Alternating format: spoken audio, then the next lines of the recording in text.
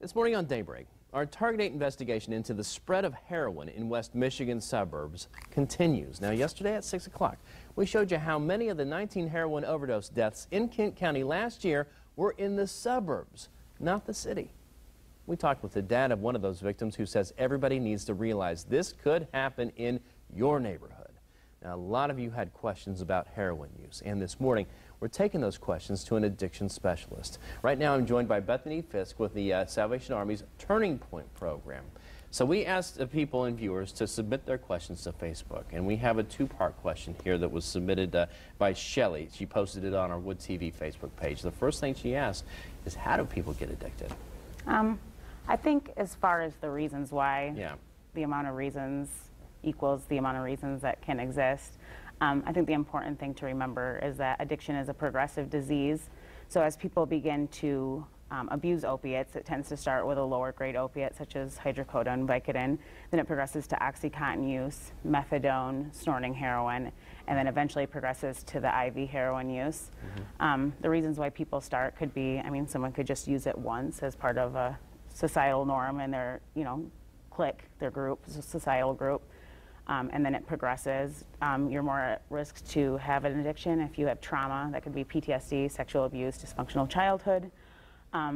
Also just duration, frequency, and genetics is a large time. If you have any of those two factors, if you use for a long time and you use frequently and then you throw in the genetic component, you're much more likely to end up progressing to IV heroin use.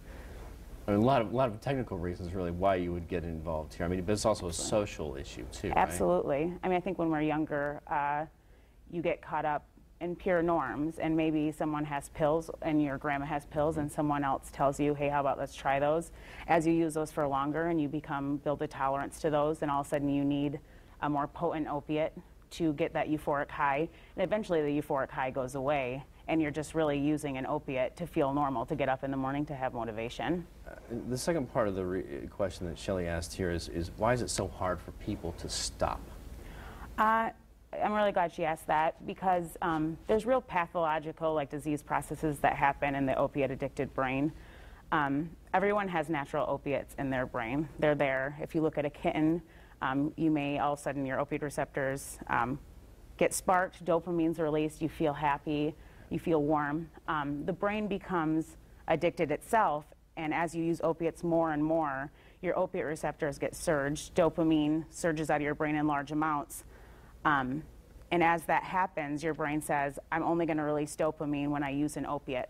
So as some of that opiate ceased, you have what's called anhedonia, which is lacking pleasure and things that you used to find joy in. So now the opioid-addicted person, if they stop, has a hard time even dealing with life on a day-to-day basis, feeling happy, handling stress, waking up, having motivation, having energy.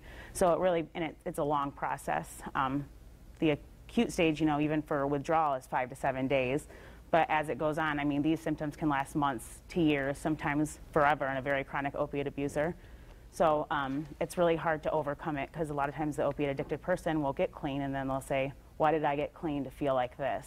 So it's a large part about being educated on the disease and having the addicted person, their family, and the community know exactly what's going on with the disease process that's happening in the brain, because it's not just a moral, ethical, or willpower issue, and that's really important to understand.